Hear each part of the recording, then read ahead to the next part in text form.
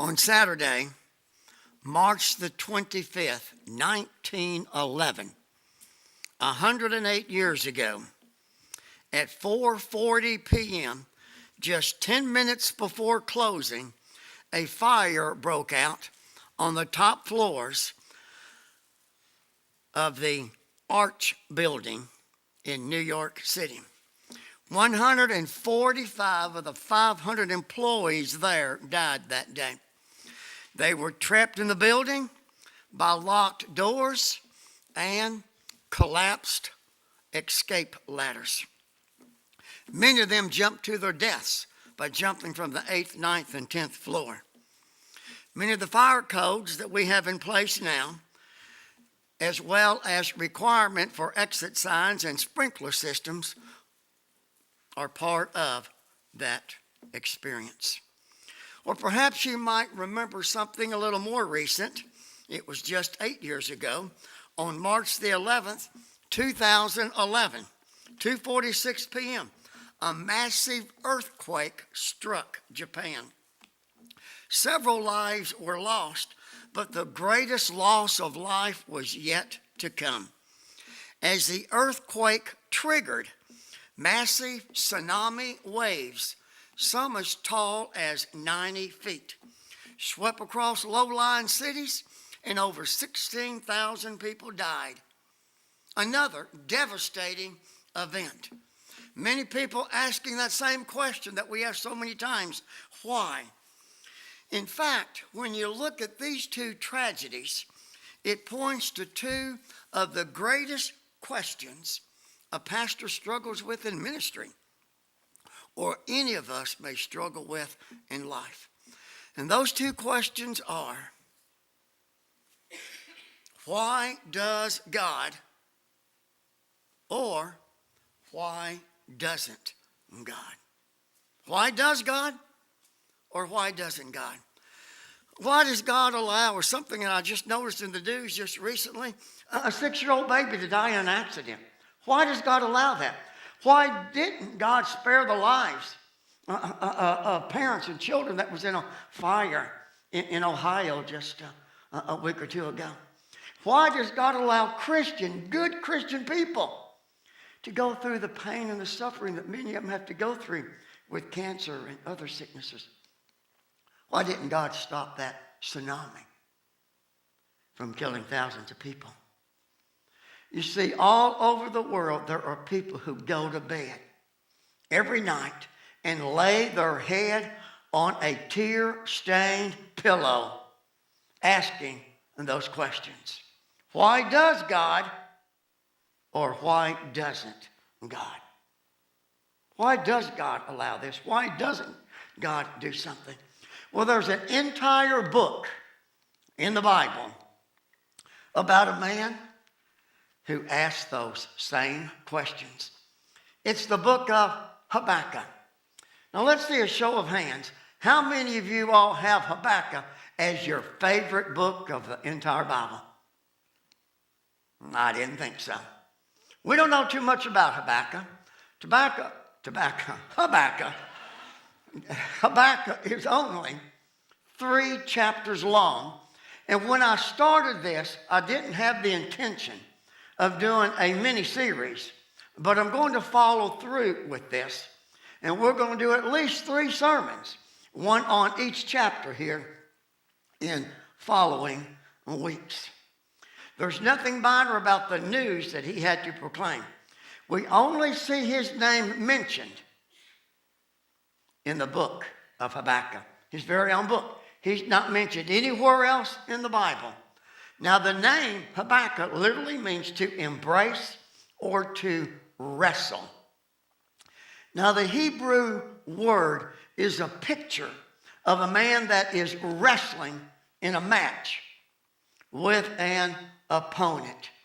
And that's exactly what we see Habakkuk doing right here in his book. He's wrestling with his faith in God. He's wrestling with the God of his faith. A lot of questions going on. Now, this book, unlike any of the other books that may be named after the prophet, this is a dialogue This is a dialogue between the prophet himself, Habakkuk, and God. It's his personal diary. And you'll see as we go through this, it's his personal diary of 3 prayers that he prayed to God and received 2 answers. And we'll be looking at that in time. Do you know what the term on the ropes really means? How many wrestlers do we have in here? How many boxers do we have? How many fans of wrestling or boxing do we have? Okay, then that might change a few hands there, okay? I've just discovered that when a boxer or a wrestler is on the ropes, it means that he's in big trouble. It means that he's just about ready to throw the towel in. It means that he might not be able to finish this match. He may be very near giving up. Have you ever struggled in your faith? Well, let's be honest, okay? You don't have to be honest with anybody but yourself. But have you ever struggled in your faith? Have you been there? You might be there right now. We all know a little something about struggling with our faith. We know a little something about what Habakkuk was experiencing here. If you've ever had a hard time believing that God cares, if you've ever had a hard time wondering whether or not God is really listening to our cries, or if God really is involved in our life, if you ever have had a hard time believing that God is good, then maybe this sermon is for you. Maybe the book of Habakkuk is one that you need to go and dig into. If you walked in here this morning, and it's altogether possible that this happened. If you walked in here this morning, silently, underneath your breath, shaking your fist at God, because God hasn't been working in your life the way you thought he should. If you walked in here this morning, you said, I just can't take it anymore. I'm at my wit's end. I just can't take it anymore. If you find that your fires of faith are slowly but surely being extinguished by the waters of doubt, then this message may be for you. See, Habakkuk was wrestling. And he was wrestling basically with one question.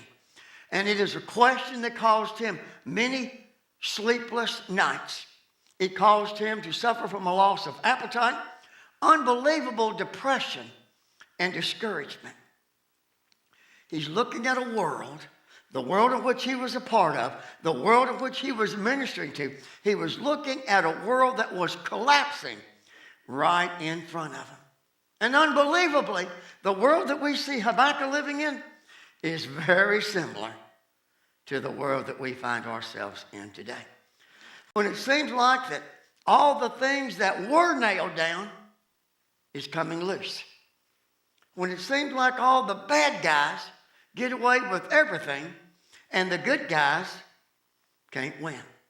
When it seems like that the nasty and the naughty are the ones that come out victorious, and the good guys just can't come out with a win. If God is good, and if God really is in control, and this is really what Habakkuk is thinking. If God really is good, if God really is in control, then why in the world is all the things going on in the world? In Habakkuk's world. Even in our own. Now, if you've ever been there, and you may find yourself there now, we're going to learn a few things about Habakkuk, about his ministry, about how God used him. Today, we're going to be looking more specifically at his doubt. His doubt in who God really is and what God could really do. Now, if we deal with our problems in the proper way, and we handle our faith in the proper way, I'm convinced we will come out with a stronger faith. Think about it this way. If our faith never encountered doubt, if our faith never was challenged with doubt, If the truth never struggled with error, if the good never battled the evil, how can we test the strength of our faith? We've got to have those things in order to know exactly where our level of faith is. Many deal with their faith staring doubt in the face. I can look at my own personal pilgrimage over the years. There's times when I have taken my faith and I have stared doubt in the face. Can I be a little honest with you? And there's been times when my faith has blinked. So that's where Habakkuk is right now. But when we get to the end of Habakkuk, we'll see that he stared down doubt with his faith, and he understood that faith really does win. But now I warn you, as we begin this great journey, and it's a great journey with what I perceive as being a great man who encountered a great question. And he won the great struggle. This is some 2,500 years ago. The battle was difficult for him. The struggle was hard. The victory was very painful. I've got a friend who's in the ministry. He's a pastor. And he always gives his people a takeaway. That's what I'm going to change on the back of my bulletin. Rather than that introduction that I many times put on there, I'm going to put a takeaway. It's what I want you to be able to take away with you today. What did you gather from being here today that you can take away with you? Well, this is what I want you to take away. If you don't get anything else, take this. When we don't understand what God is doing, we need to understand who God is. When we don't understand what he's doing, we need to understand who he is. Now, there's a lot to learn. There's a lot to learn about how to deal with our doubt, how to handle and face those fist-shaking moments with our faith. First one here, honestly confront God. The first two verses here in Habakkuk 1 says, the oracle that Habakkuk the prophet saw. O Lord, how long shall I cry for your help? And you won't hear. Or cry for you violence, and you will not save. So here he's crying out for God's help. He's saying, Lord, there's all kind of violence here. But he didn't see him do anything. Now let's give a quick historical background of what's going on when Habakkuk is writing this. Undoubtedly, and I think most of you, if not all of you all, would agree that the two greatest kings that Israel ever had by far was King David and his son, King Solomon. It was under their reign that Israel became the world's #1 superpower. Now, there's a period of time when everything was just right. Everything was going right. Their relationship with God was right. They were obedient. They were compliant to God. It was literally an invincible nation in many ways. But what happened? Decline set in. Decay set in. And that all happened when Solomon's heart began to leave the Lord. He was so close to the Lord, so faithful in serving him. And now we see his heart leaving. He disobeyed God. He began to intermarry with pagan women.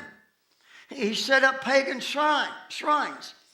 And soon, Israel fell into idolatry.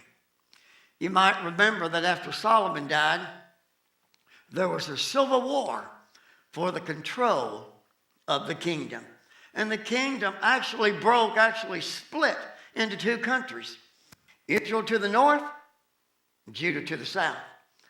Now the rest of the story is, eventually because of Israel's rebellion, They'd been taken captive by the Assyrians, and only Judah was left.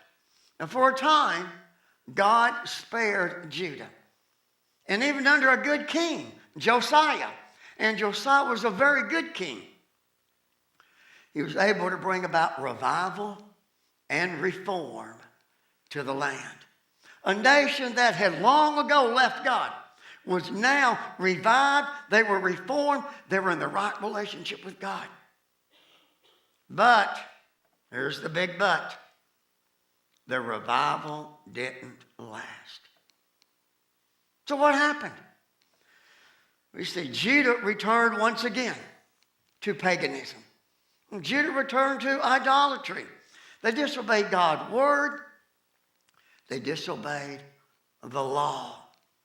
Now Habakkuk had been praying for God to do something. He was at his wit's end. How long, O Lord, in verse 2, must I call for your help, but you do not listen? Now you need to know that Habakkuk's prayer journal started long before this. He'd been praying for a long time about his country. He'd been calling out to God day after day, month after month, year after year. He saw his people disobeying God. It broke his heart. He was frustrated to the point that as I study him, it looks like he was in that red code alert. We got to do something. God, you've got to do something now. He was getting very discouraged. In fact, when you look at what he did, you see he was very blunt with God. And maybe this is the one thing that makes Habakkuk different from all the other prophets. Instead of confronting their people, he confronted his God. What he was dealing with wasn't so much the iniquity of the people as it was what he perceived as being the indifference of God. God, I know you're not dead, but I think you're deaf. You're not listening. I didn't say it quite that way, but that's what we see happening. We can relate, can't we? Can't we relate? There are times when we've had situations in our life and we prayed and we prayed and we prayed. We cried out to God just like Habakkuk was doing. And nothing happened. Maybe you prayed for that child to get well and the child did not. Maybe you prayed for that marriage to be saved, but the marriage wasn't saved. Maybe you prayed for the bad things to turn good, but the bad things only got worse. Maybe you got to the point where you were tired of dialing up that prayer line only to get the recording. Sorry, the number has been disconnected. Sometimes that's how we feel about God. When we cry out to him, and like Habakkuk, he just wasn't getting the answers. And when I look at Habakkuk here, his heart was just absolutely ripped out. Now let's look at verses 3 and 4 in this same passage right here. Why do you make me see iniquity? This is Habakkuk talking to God. Why do you make me see iniquity, God? And why do you idly just sit back and look at the wrong? Destruction and violence are before me. Strife and contention continue to rise. So the law is paralyzed. The law is ineffective. The law has no motion. And justice, because of that, never goes forth. For the wicked surround the righteous. So justice goes forth, perverted. You see, Habakkuk here is looking at a culture. He's looking at a country that is literally disintegrating right before his eyes. The people are messed up. The country is messed up. The culture is messed up. The family is messed up.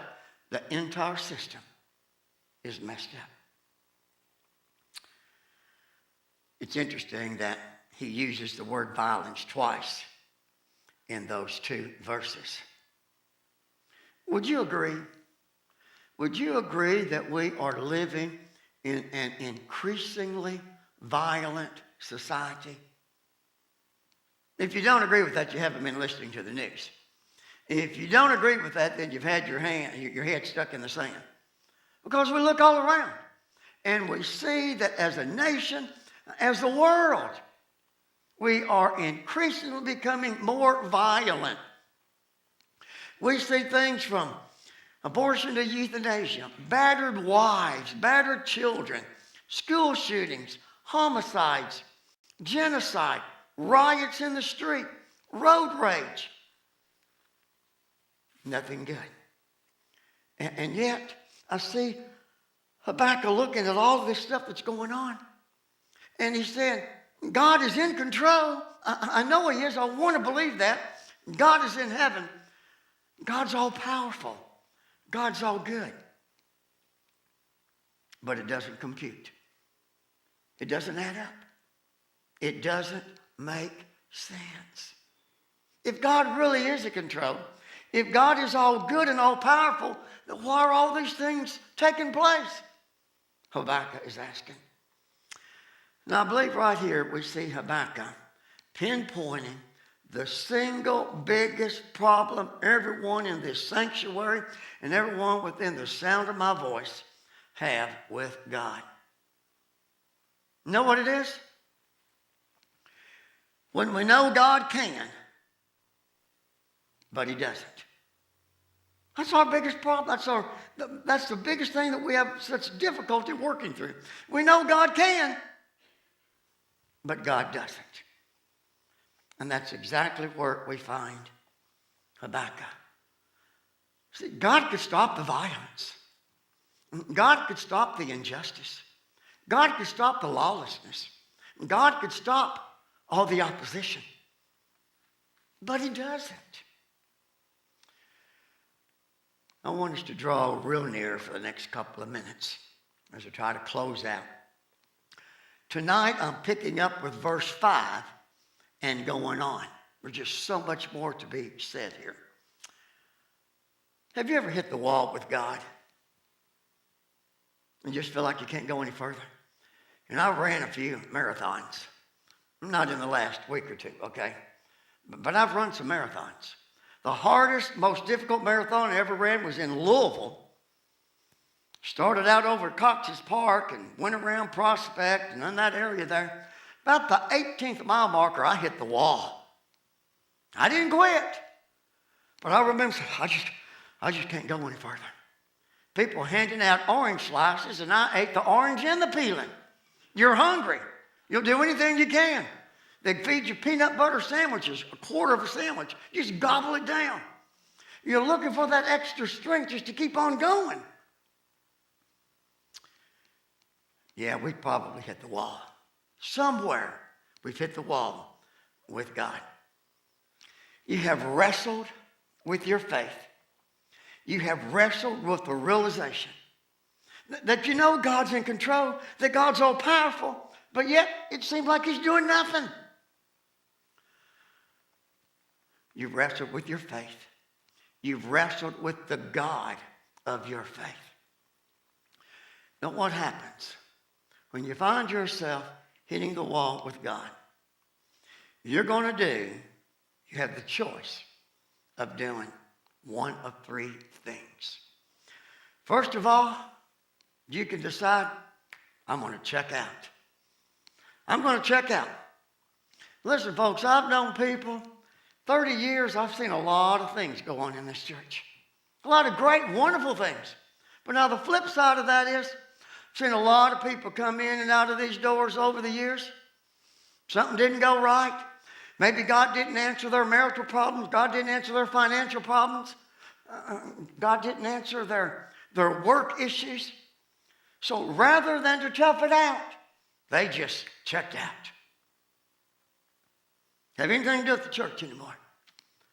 Churches all across this world, certainly all across our country, have people that used to be in church, but they had questions with God. They checked out. Nowhere in church, nowhere to be found. But then the other option, or another option, is to back out. Now this God thing, that's really not for me. I don't need that. You go to church if you want to, but I don't need this God thing. If God really is who he says he is, then why don't things change? Now, that first option of checking out, the second option of backing out, they're both futile. They're both fatal. You just as well forfeit the match because you're not going anywhere. But then the other option, and we can do exactly what Habakkuk did. We can talk it out.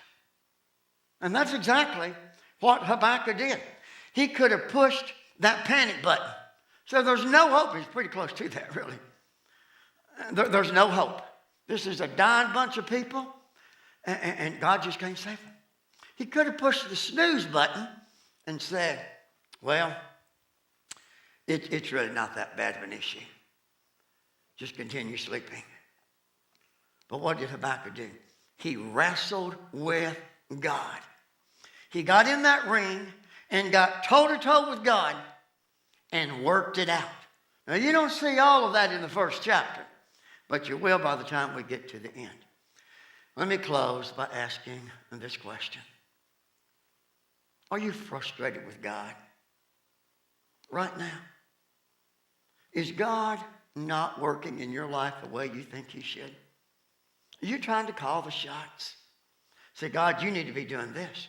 You need to be doing that. That's exactly what Habakkuk was doing. See, the reason that Habakkuk was so effective, finally, is he talked with God and he wrestled it out. So the answer is not checking out. The answer is not backing out. The answer is talking it out. But you can only talk it out when you're in a relationship with God and you're communicating with him, meaning you're talking to him, but you're also listening as he talks to us. We'll continue this tonight. Let's pray.